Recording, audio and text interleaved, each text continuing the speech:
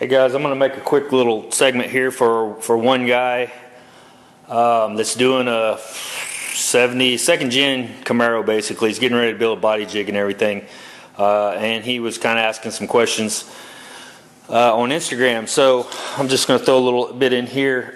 He said he's real tall, 6'4". He wants the car up a little bit so he can, work on it easier, I guess. These wheels here, they look like they're about 6 inches, so that's 6 inches from there. But if you go from, let's say, the floor pan of the car, you're looking at about, what, 22 inches or so. So you're real close to 2 foot off the ground.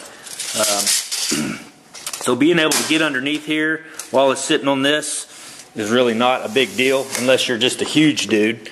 But yeah, I can get anywhere underneath here I need to. So now we're under here, so you can kind of see if I needed to, I could go through there on the other side and get to anything. And I'm just laying on my back under here. So, if you need to work on it underneath here or whatever.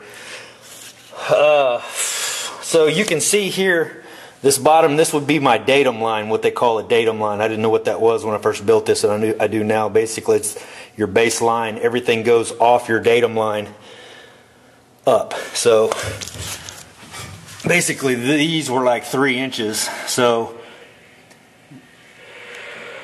whatever it was told me I needed to be this many inches up to this point from the datum line, from that line there up to here. So I factored in the size and everything, because your blueprint for your factory points and all that will tell you where that's supposed to be. So that's that one there. I don't remember what it was, 10 inches or something like that. This one here, I factored in this 3 inches plus whatever it was all the way to the top. Same with the rest of them. So there's my factory points. You see where they sit. And yeah, like I said, I've got plenty of room. I didn't really care for putting 6 casters on this. But it really isn't that bad.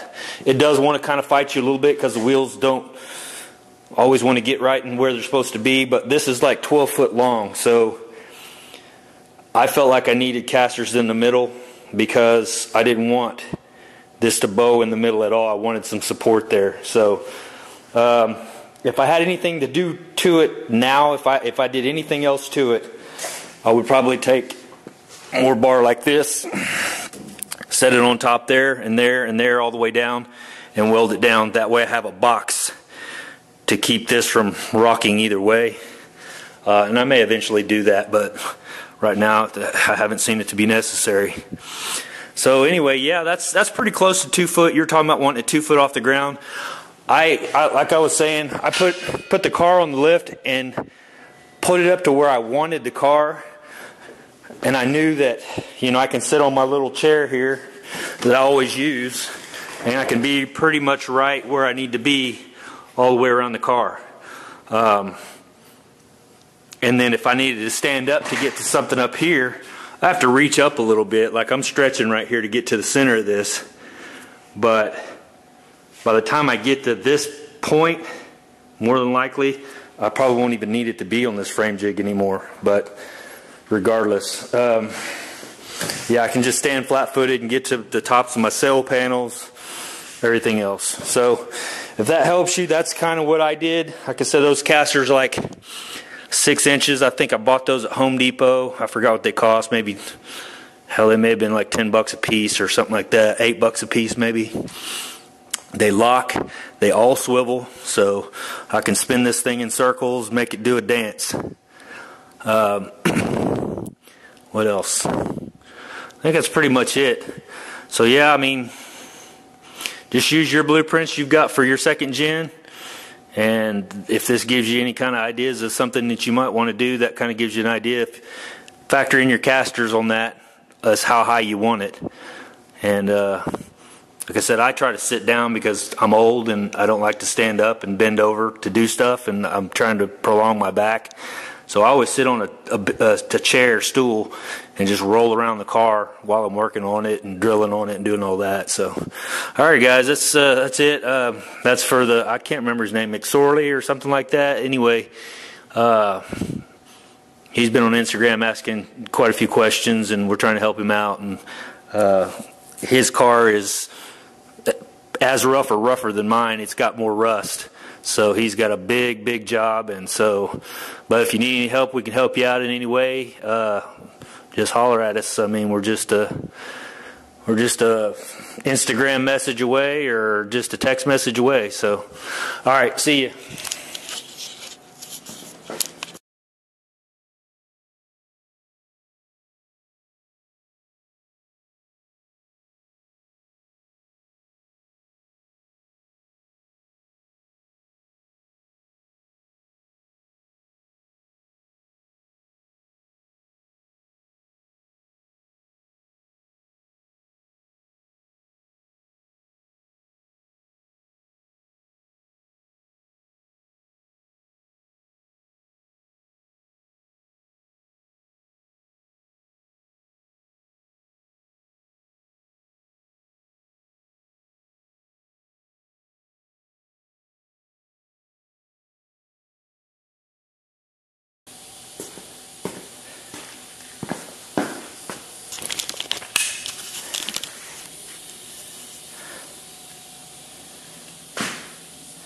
All right, so we've got these drilled. So I'm going to share with you a mistake. I'm not going to say a mistake, an oversight.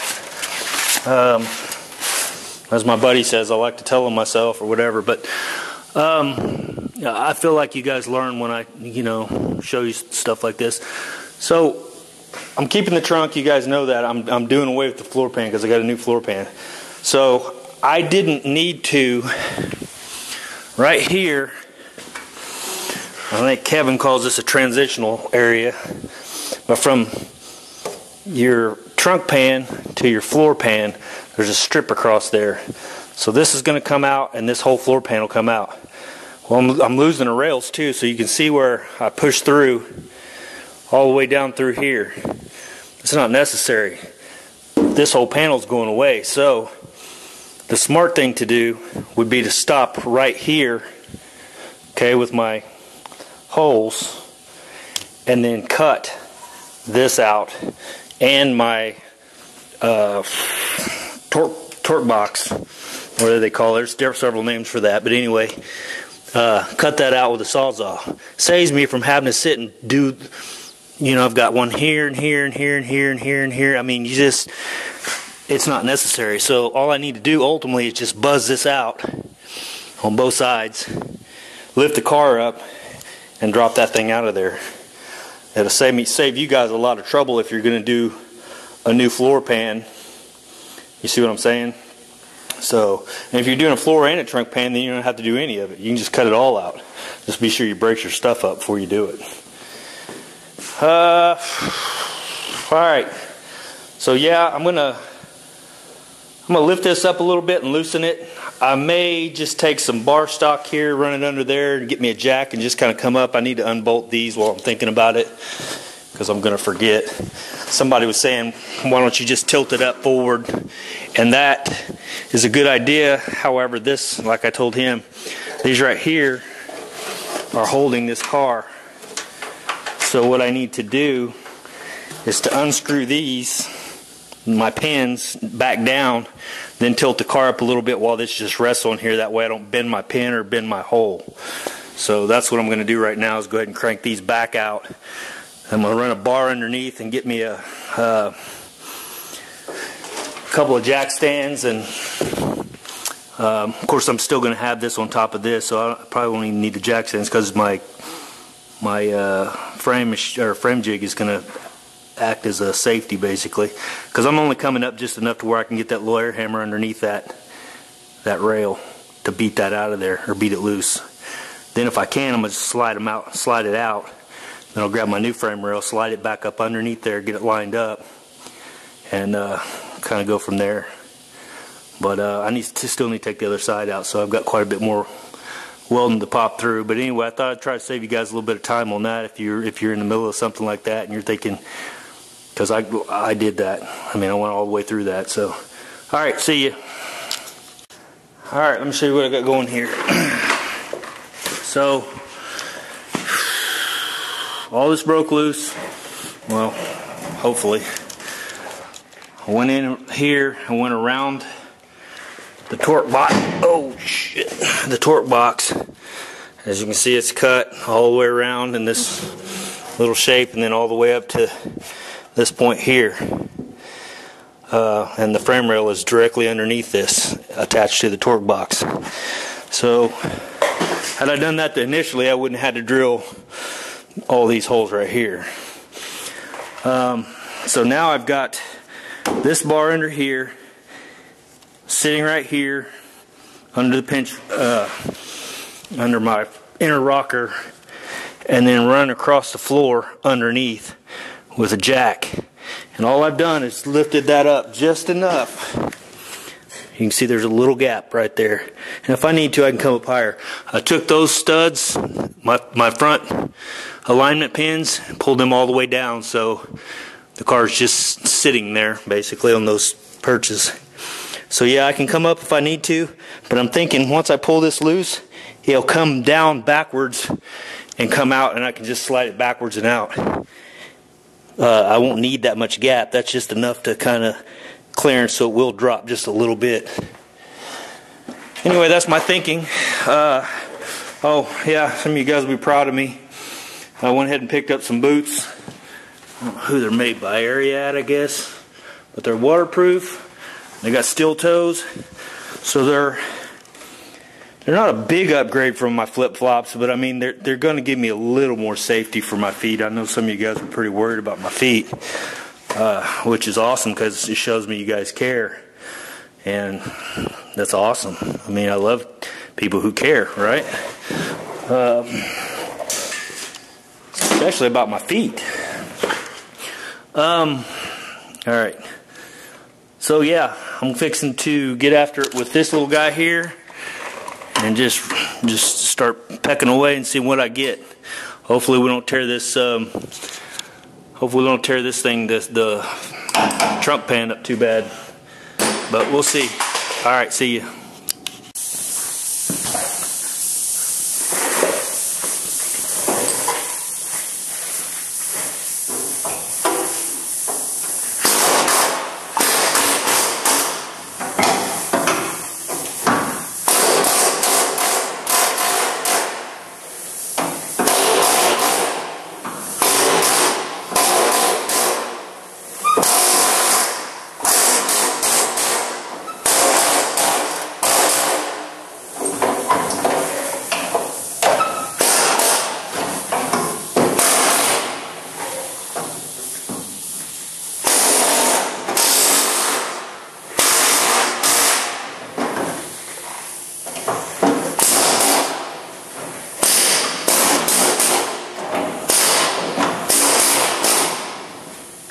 This is exactly what I was talking about. This one's got a little piece right here on the side, and it's trying to kind of want to tear this, so I'm going to have to work on that just a little bit more.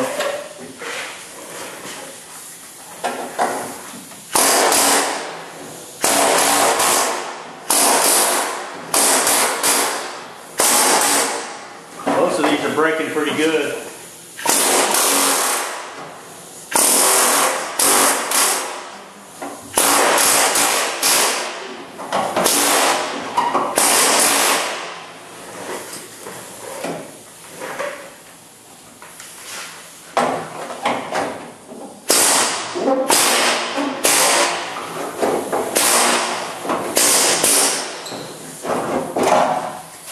I'm going to have to hammer and dolly some of this back down a little bit to meet that, which is no big deal.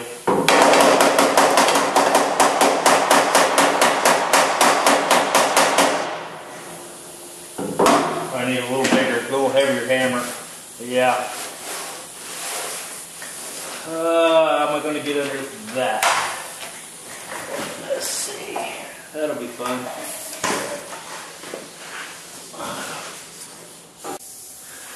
I'm going to have to cut me a little hole. I'll tell you why I want to get it sit down here. So I got all this broke loose on this side, but because of this trunk pan, I can't get up in here. So what I'm going to do is, you see I cut here, I'm going to cut across here, and I'm going to break this piece out. That way I can go ahead and get to that side. I was able to get where this isn't, all up in here to break this loose. But right in here, there's just almost no gap, so. Alright guys, that's going to be it for today. It's a little after 5 o'clock. I want to share some more mistakes with you. Big mistake. I used 5/16. I was trying to keep these holes nice and pretty and small and whatever. Here I've got a 3/8 hole. Okay, these 3/8 holes, you can see none of them are tore up. It actually took the whole spot weld out. These I went too small with it. Okay, so you can disagree, agree, whatever you want to do. But if you get off to one side, this is what ends up happening. Now, that's no big deal because I can fill that in with weld, no problem. But I've got a couple of these that just tore up, and it's just the way it is. I mean, I did the best I could. But yeah, let me set you on this real quick. We'll pull this frame rail out, and I'll show you what we got.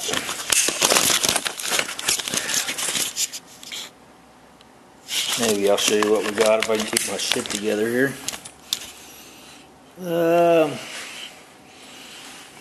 Alright, hopefully that's right. Let me put my gloves on real quick so I don't cut my hands.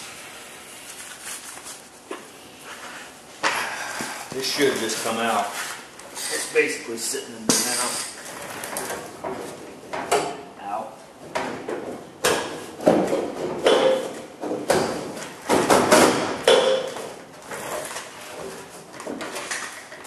Make a liar out of it.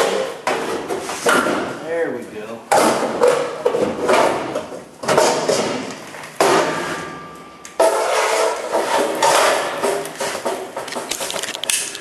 Alright, so you can see how I went ahead and did that. I ended up cutting this away so that I could get to the other side because this was in the way. Okay, now I'll come back in under here and hammer and dolly all this stuff back down smooth and flat and nice.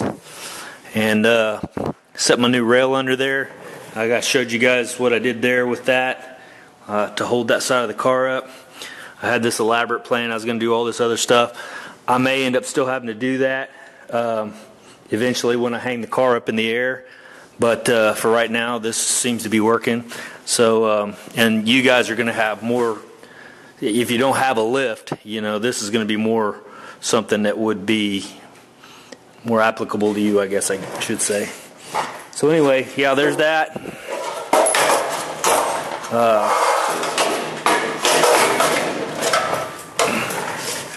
There's my torque box. I told you these had to come out. There's the rest of the torque box is still up in here, right under here. I'll have to take that out. I've got to take the rest of that out too. But anyway, let's get a look at what we got in here real quick. Okay, so you can see there. I'll pull that up. I don't know if I have. Yeah, look here. I showed you guys this before too. So I built these pins into this. So those pins will fit into that new frame rail hole. So it'll align it exactly where it needs to be along with those up there. So when I put that new frame rail in, it'll sit exactly on that pin and then back there where it's supposed to sit. And then I'll adjust my car to where it needs to sit down and stay. Because I've got these, I know these, when my frame rail's up underneath there, is going to align on top of this edge here. So that's what we got. There you go. So that was a lot of work. I mean, a lot of work, just so you know. And I'm going to say this, the only reason I think it was a lot of work was because I used the wrong size drill bit, honestly. Had I went a little bit bigger to a 3/8, which I've got over there, I've got a bunch of them, which I'll do on this one, I don't think I would have had near the issues that I had with this one, because those, just trying to get that ripped out of there was such a pain in the butt. If I'd have got all the spot welds completely, I probably could have just broke it free and it come loose, you know, but instead I had to go about doing it like this and, you know, cutting the side out of it so I could get underneath and all kinds of stuff. So just kind of remember that, learn from me, and yeah. Alright, so I went ahead and set the rails under there, couldn't help myself. But you remember we were talking about how that other panel fit and how much higher this came up off that other panel. So that's pretty consistent. This floor pan has been pushed up, so I'll have to work it to get it to pull back down like it's supposed to be. The pin that I made, remember, it comes up through there. I mean, that's literally a slip fit, and so I think the factory they were probably like a 1/4 inch. This right here is bigger, and it should be dead accurate. But anyway, here's my torque box that I got to have to fit underneath it. There's a piece of the old torque box that I'll have to cut off still. But yeah, anyway, the floor's got to come out anyway. So, but I'm gonna get all this set up and figure out what I'm gonna do if I want to, put braces in here or not, or whatever. I mean, this is a little ways off, but I'm gonna go ahead and pull that one out probably tomorrow. And yeah, a little bit of fitting going on and stuff, but it looks like it's pretty close. Now, some of this stuff, I've still got burrs and everything, so it's lifting these up a little bit probably. But you can see there's a little bit of a gap in there. So, I'll have to figure that out. Guess maybe sitting on a burr, I'll just have to see. But this trunk pan's pretty flimsy now, so it'd be able to be pulled down to where it needs to be. Anyway, yeah, new frame rails, yay.